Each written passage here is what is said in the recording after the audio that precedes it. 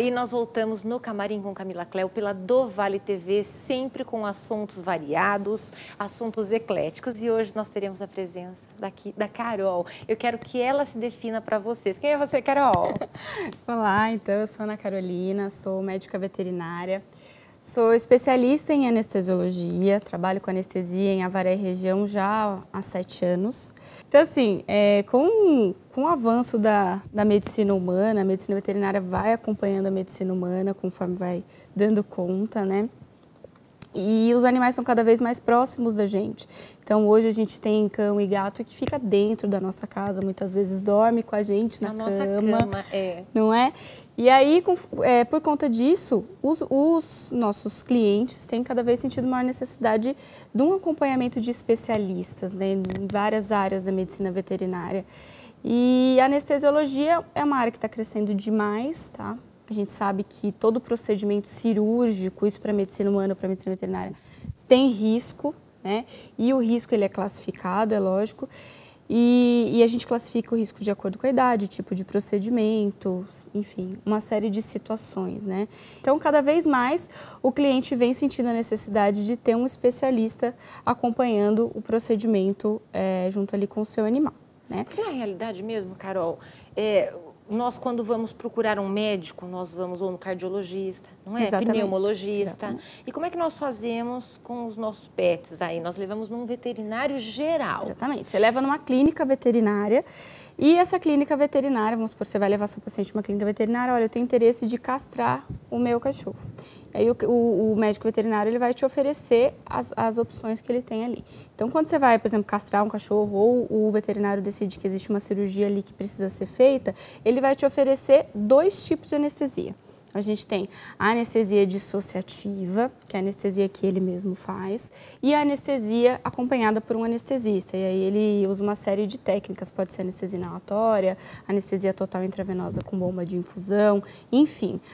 O anestesista vai escolher qual a melhor anestesia para aquele momento. Espera lá, mas assim, numa primeira situação, aquele veterinário, ele é o anestesista?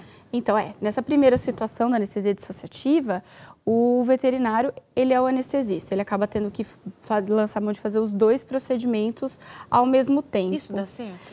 Então, a gente fala que a anestesia dissociativa, ela é indicada para algumas situações, né? Alguns procedimentos rápidos ou coisas indolores, assim, ela pode ser indicada. Um paciente rígido, né, paciente saudável, ela pode ser indicada. Quando a gente fala de um procedimento cirúrgico, uma coisa mais importante, um procedimento... câncer, alguma coisa, câncer, uma coluna. ou a própria castração, que é um procedimento simples, que você vai manipular vísceras, ou então um câncer, no caso uma lesão de coluna, uma ortopedia, alguma coisa, aí você vai precisar, na verdade, do acompanhamento de um anestesista, tá? E aí, quando você vai a uma clínica, ele vai te oferecer essas 2 possibilidades e acaba que o próprio cliente é que vai definir o que ele vai optar naquele momento. No caso da medicina, a gente não tem isso, né? Nenhum procedimento cirúrgico é feito sem o acompanhamento de um anestesista. E isso acontece porque, realmente, você não ter alguém acompanhando os seus parâmetros vitais e acompanhando todo o procedimento, acaba que o risco de cirurgia, que a gente já fala, fica muito maior. Um choque anafilático, e são segundos, vai a óbito, não é, Exatamente. Carol? É uma série de coisas que podem acontecer, uma queda ou um aumento na frequência cardíaca, uma queda, um aumento na pressão, um próprio choque anafilático até uma parada cardíaca. E para o cirurgião que está lá operando, identificar uma intercorrência é muito difícil. Porque é a decisão de convir, gente. Ele está ali nas vísceras, como a Carol falou. Aí ele não está junto à frequência cardíaca do cãozinho, do gato, do animalzinho. É complicado. Precisa, então, eu acho que ter. Eu nunca tinha pensado nisso. Exatamente. Até eu chegar em você, Carol. É verdade, exatamente. Gente. A gente entrega, né? E não sabe que precisa de ambos os profissionais. Exatamente. Acaba formando uma equipe ali naquele momento para poder trabalhar com o paciente. Então, existe uma série de pacientes, eu acho que chegam até a gente. Muitos pacientes idosos chegam até as clínicas veterinárias. Hoje o cão e o gato eles estão vivendo muito mais tempo, né? A gente carinho que nós temos mais pelos A gente tem mais pets, carinho, né? Eles estão visitando mais o veterinário, a nossa ciência veterinária também está evoluindo demais e a gente está tendo especialista em todas as áreas já.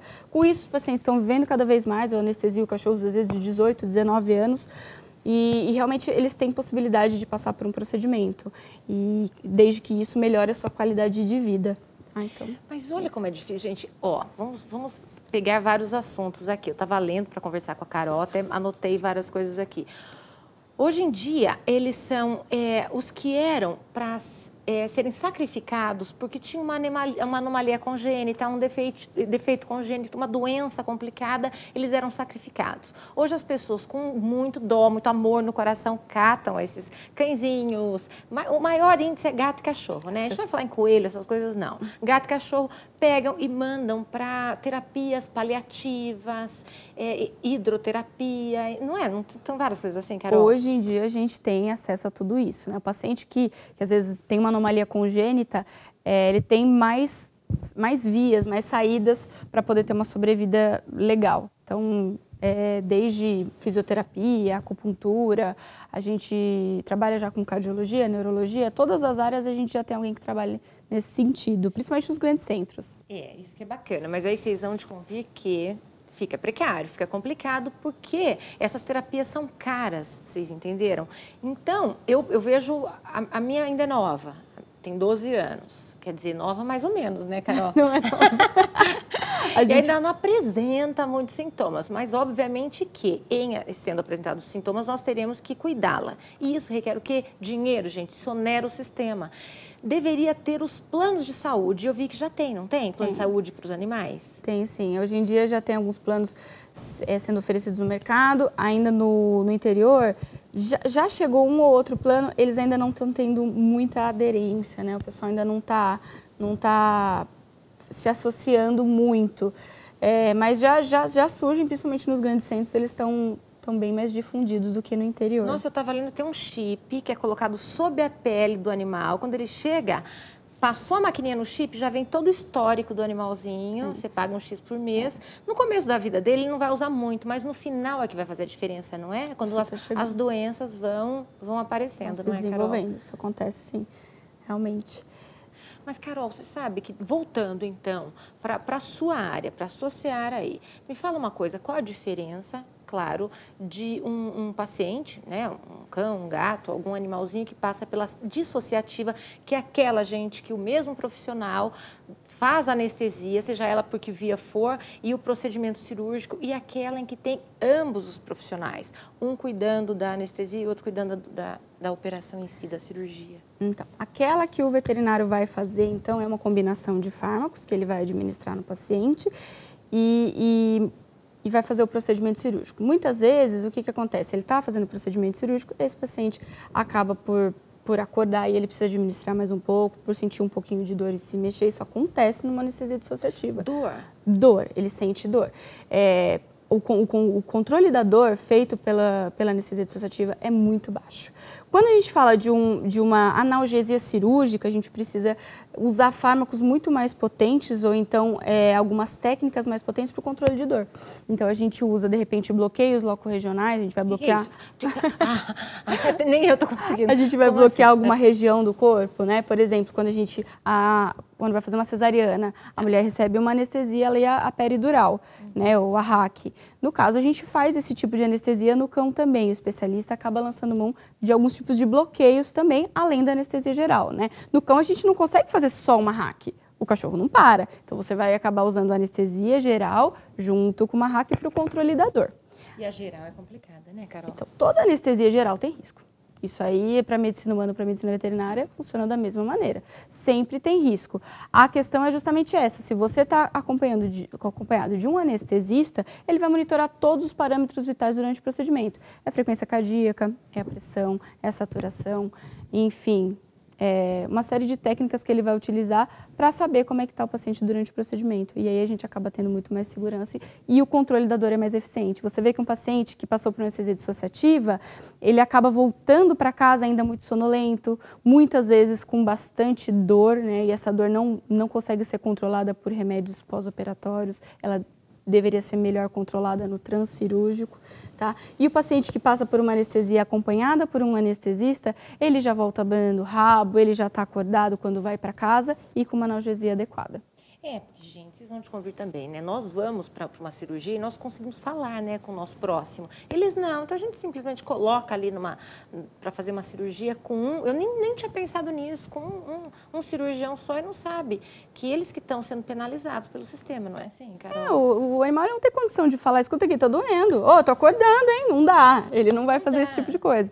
Então, realmente, são sinais e sintomas que a gente tem que interpretar para poder tratar. E evitar esse tipo de situação de dor. E eu até costumo brincar e falar com alguns proprietários o seguinte, quando eles me perguntam como funciona, por que eu escolho isso, por que eu escolho aquilo, eu falo o seguinte, se você for operado, assim, você vai ser operado, você gostaria de ser operado, anestesiado por um especialista, que vai ficar o tempo todo ali com você, só pensando nas suas questões orgânicas, enfim, fisiológicas, ou você gostaria de ser anestesiado pelo próprio cirurgião, que tem que fazer a cirurgia, tem que olhar para você, enfim, o que você gostaria de ter para você e para o seu filho? E, na verdade, é assim que as pessoas veem os cães hoje, como os próprios filhos, né? Aquele que depende totalmente de você. Então, nesse sentido, é aí que o proprietário acaba entendendo a importância de ter alguém ao lado dele ali durante o procedimento. Mas aí para o pessoal de casa, Carol, então ele foi levar o cachorrinho, o gatinho, o ente querido dele, porque é da família mesmo, né? Eu vou fazer uma cirurgia nele, ou por jovem de esterilização, ou mesmo por doença no futuro. Ele entra na clínica, ele já pede, não fica chato? Porque você está conversando, eu tenho um respeito enorme pelo veterinário que eu levo a minha cachorra, sabe? O gato não, o gato é mais liberdade, né, gente? Mas a cachorra é. Como é que eu vou, sem ferir susceptibilidades, chegar e falar, olha, eu quero junto com você um outro. Como é que faz isso? Geralmente, quando vai passar por um procedimento cirúrgico, o veterinário já te oferece. Caso ele não te ofereça essa possibilidade, você pode muito bem falar, olha, eu ouvi dizer que existe a possibilidade de a gente ter um especialista na sala, como que isso funciona, eu gostaria, de repente, você pode lançar mão desse tipo de argumento. Inclusive, eu já tive clientes que me ligaram pela primeira vez porque um cliente dele pediu que tivesse um anestesista e aí ele foi buscar um anestesista. Mas hoje em dia, na grande maioria das vezes, os bons veterinários vão te oferecer o anestesista no centro cirúrgico. Eles vão falar, olha, o que você acha da gente contratar um especialista para cuidar da vida do teu animal enquanto eu opero? É mais tranquilo para o cirurgião e é mais tranquilo para o próprio animal, né? Esse acompanhamento. Ah, bacana nós sabermos, gente. E aí, quanto a valores, é discutido o paciente com você, o dono do paciente com você ou com o veterinário? Isso sim, tanto faz. Na verdade, eu tenho uma tabela de valores, né? A gente, de acordo com o procedimento, com o peso do animal, geralmente procedimento e peso, a tabela de valores, né? E aí, o veterinário vai te passar, olha, ela cobra tanto, seu animal pesa 10 quilos, fica tanto, e aí você acerta diretamente com ela, ou acerta aqui, a gente acerta com ela. Isso geralmente é muito variável, mas não faz muita diferença, tá? Isso é o mesmo valor para qualquer clínica. Então, assim, não é se eu for no fulano de tal vai cobrar tanto, não. O valor da anestesia ele é fixo, ele é sempre o mesmo e ele segue uma tabela de acordo com o procedimento. Mas, Carol, você sabe que você falando sobre as diferentes formas de anestesias, eu fiquei com interesse. Acho que o pessoal de casa também tem.